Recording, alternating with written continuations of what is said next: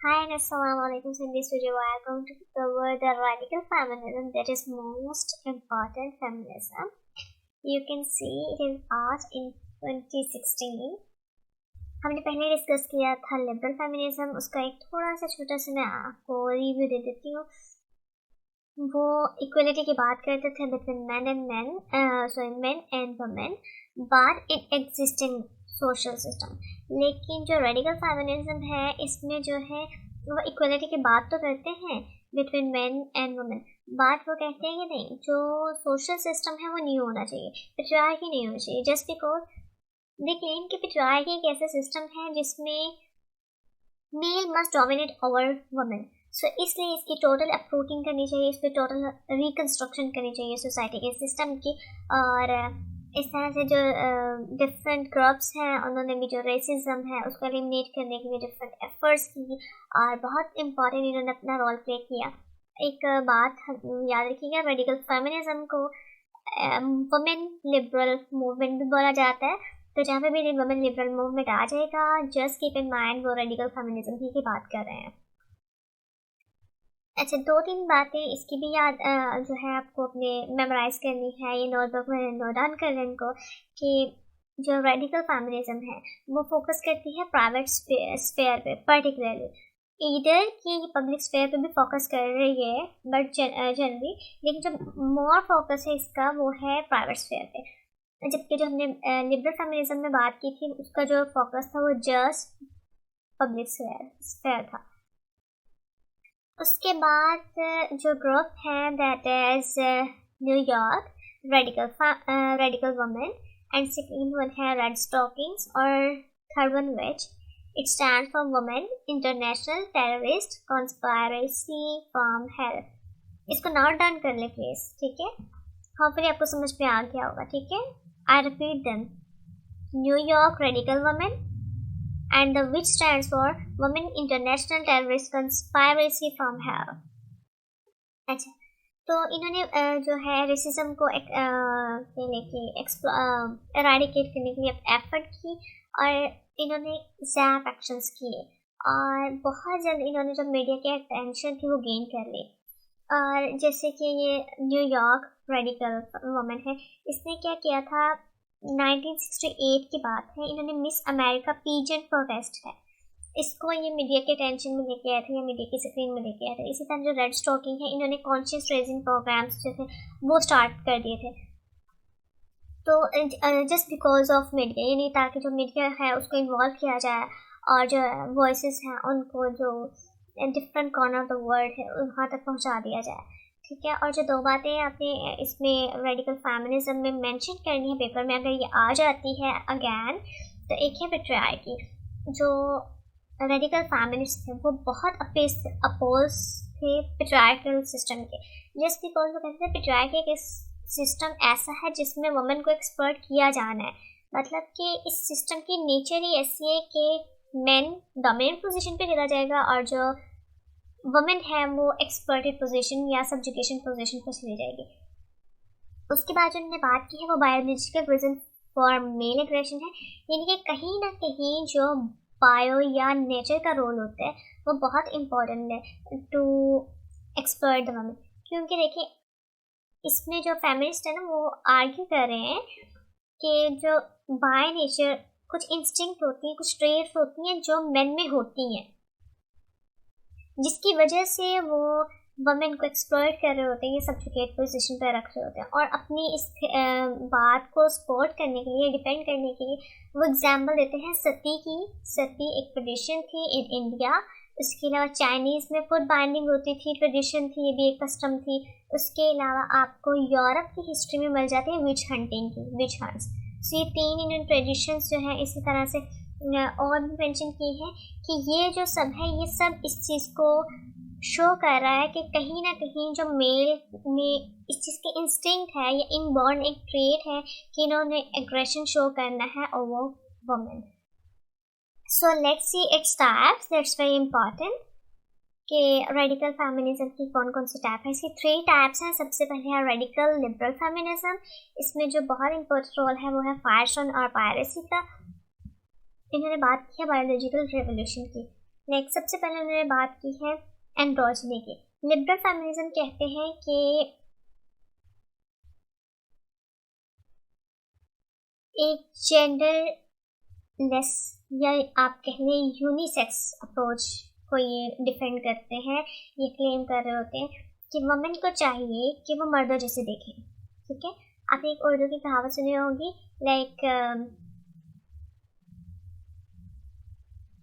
वो मैं आपको आपको ना कल्चर में बताऊंगी, आई थिंक सो उसको ज़्यादा वो सपोर्ट कर देगी। सो अच्छा, इन्होंने कहा कि अगर देखें वमेन मेन की तरह देखेंगी ना तो उसको एक्सपर्ट ज़रा कम किया जाएगा और उसको सब्जुकेशन पोजीशन में नहीं रखा जाएगा, बिकॉज उनका बायोलॉजिकल मेकअप है या उनका जो कहने के ड्रेसिंग सेंस है वो उस जैसा हो जाएगा, उनका एटीट्यूड है, उनका बोलने का कन्वर्सेशन का जो स्टाइल है वो उन जैसा हो जाएगा। सो अगेन उन्होंने जो सेकंड पॉइंट पे बात की है वो है रिप्रोडक्शन और मदरहुड पे। वो कह रहे हैं कि वुमेन को चाहिए कि जो रिप्रोडक्शन या मदरहुड है इसको ख़त्म कर दे, इस झंझट से बाहर निकले, बिकॉज ये जो पीरियड होता है लाइक 9 मंथ का या इस तरह से, ये जस्ट वेस्ट ऑफ टाइम है और ये ही एक कॉज बन रहा होता है कि जो वुमेन है उसको एक्सपर्ट किया जा रहा होता है और ये काम देंगे टेक्नोलॉजी को, ये ब्रूडर्स को ये काम दें कि मदरहुड है जो मतलब सारा जो है बेबी बॉर्न का प्रोसेस वो टेक्नोलॉजी अपने हाथ में ले और वुमेन इस चीज़ से फ्री हो जाए। और थर्ड वन इन्होंने बात की है कि पोर्नोग्राफी की। उन्होंने कहा पोर्नोग्राफी जो है ये भी जस्ट बिकॉज अगर वुमेन और मेन में डिफरेंस होता है तो इसलिए पोर्नोग्राफी हो रही है। और इनका क्लेम है कि अगर औरत है जो वो मेन जैसे दिखना शुरू हो जाए या मेन जैसा मतलब एटीट्यूड शो करना शुरू कर दे या समथिंग लाइक दैट, तो फिर उसको एक्सपर्ट नहीं किया जाएगा विद पोर्नोग्राफी। बट जो रेडिकल कल्चरल फेमिनिज्म है वो अगेंस्ट है इसके। एक फायरस्टोन ने जैसे कहा है कि मदरहुड को छोड़ो इस तरह से, तो वो जो एक कल्चरल फेमिनिज्म है इसकी फेमिनिस्ट मैंने नेम लिखती है। ठीक है, तो इनका क्या क्लेम था, जो सबसे पहले इन्होंने एंड्रोजनी की बात की थी। इन्होंने कहा था, जिसमें आपको कोड बताने लगी थी, एक उर्दू की कोड है, कौवा चला हंस की चाल अपनी चाल भी भूल गया। तो इन्होंने बिल्कुल ऐसे ही की बात की कि वुमेन को बिल्कुल भी नहीं चाहिए कि वो अपना जो है बायोलॉजिकल मेकअप या ड्रेसिंग सेंस या अपना कन्वर्सेशन का स्टाइल है जो वो बिल्कुल मैन जैसा कर ले, क्योंकि अगर वो मैन नहीं हो सकती कभी भी, लेकिन ये होगा कि अगर वो इस चक्कर में पड़ जाएंगी तो वो जो अपनी आइडेंटिटी है या अपनी वो वुमेनहुड है उसको भी लूज कर देंगी। So just because of this reason वो कह रहे हैं कि नहीं, वुमेन को जो अपनी है एग्जिस्टेंस उसके साथ ही रहना चाहिए, उसको ही कैरी करना चाहिए। सेकेंड वन वो जो कह रहे हैं, जो ये बात कर रहे हैं कि भाई रिप्रोडक्शन को ख़त्म करो, मदरहुड को ख़त्म करो, तो कल्चरल जो फेमिनिस्ट हैं ये कह रहे हैं नहीं, ऐसा नहीं होना चाहिए, क्योंकि ये एक वाहिद कह लें कि ऐसा यूनिक काम है जो या यूनिक फंक्शन है जो औरत को इनबॉर्न मिला है। अगर औरत ये भी छोड़ देती है और इस काम को साइंटिस्ट को दे देती है या डॉक्टर्स को दे देती है तो मेन के पास तो कोई भी रीज़न नहीं रह जाएगी कि वो लाइक औरत को रिस्पेक्ट करे या समथिंग उसको बहुत इम्पोर्टेंट अपनी लाइफ में कंसीडर करे। So just because of this reason कि वुमेन को अपनी ये जो यूनिक फंक्शनैलिटी है इसको कैरी करना चाहिए और इसको बिल्कुल भी किसी और को नहीं थमा देना चाहिए, लाइक डॉक्टर्स या साइंस या मेडिकल के किसी भी, लाइक इसको नेचुरल ही रहने दे वो। और दूसरी बात इन्होंने जब बात की है एंड्रोजनी की पोर्नोग्राफी की। पोर्नोग्राफी में जिस तरह वो कह रहे थे कि अगर औरत मर्द जैसे दिखे या टैबूज हैं तो इस तरह से, तो ये कहते हैं नहीं, ये जो पोर्नोग्राफी में औरत को एक्सपर्ट किया जाता है ये just because of patriarchal system. तो बेहतर ये है कि पेट्रियार्कल सिस्टम को ही उठा के फेंको तुम लोग बाहर, मतलब जब तक पेट्रियार्कल सिस्टम होगा औरत एक्सपर्ट होगी, इट इज़ श्योर।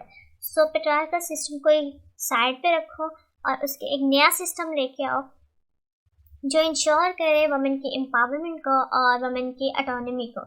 सो जो थर्ड वन है वो है रेडिकल डोमिनेंस फेमिनिज्म।